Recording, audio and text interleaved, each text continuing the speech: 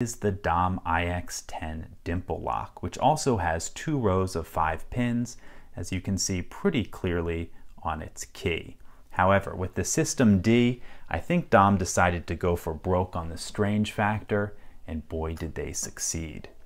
Now, whenever you get into locks with really strange keys like this, it presents a number of issues for the end user as far as getting key copies made and getting the lock rekeyed.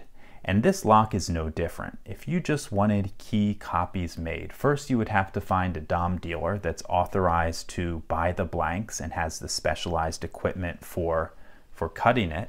Then you'd need to dig out your key card that came with the lock that authorizes you to get a copy made. And on top of all that, it's probably going to be a really expensive job. The same thing goes for getting this lock rekeyed. But add on top of that the fact that this lock takes specialized key pins. But on getting it rekeyed, Dom actually threw a bone to the user and included with the lock this rekeying kit. It includes 3 new keys and a key card. And this lock is construction keyed, meaning that if you were to take this key, insert it into this lock, turn it a full 360 degrees, that act would make this the new key and would make it such that the original key no longer worked. It's a great feature to include in a lock with such a strange keyway, and I give Dom some props for doing it. But what we're going to do now is try to pick this lock open. So let's get to work on that. First thing we're going to do is insert a little tension wrench in the bottom of the keyway. The reason I'm doing that is to avoid damaging the lock with my pick.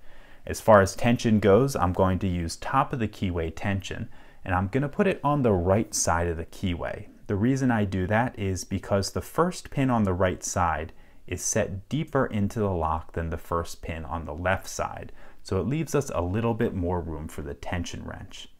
Now, if this is anything like the Dom IX locks, what's going to happen is we're going to have to pick one side entirely first and then move over to the other side. So let's see if that's the case on this one.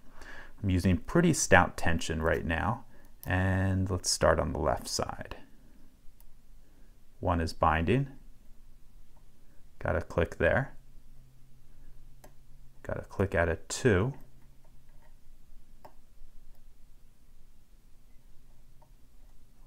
Little something at a 3 maybe, I'm not sure. 4 is loose. 5 is loose. Let's check the other side. 1, 2, 3, 4, 5. Okay, all loose. We probably need to set the right side first. Nothing on 1, 2. Click at a 3. Nothing on 4. Now 5 is binding. Got to click at a hem. As I'm pulling back, I feel 4 binding and got to click at a hem.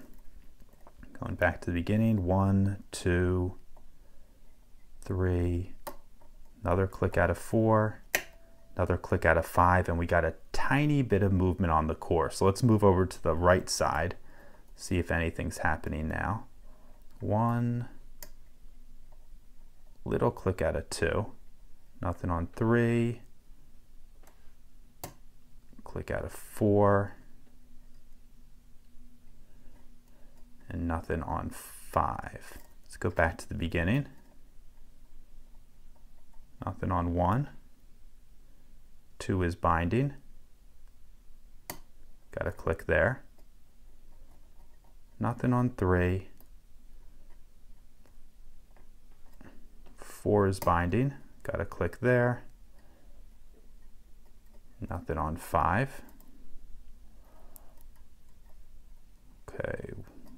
1, 2, 3, 4. Not feeling anything on this right side. Let's check the left side again. 1. Okay, there we go. Got it open. So not too tricky a pick, even though this lock really does look pretty darn wild.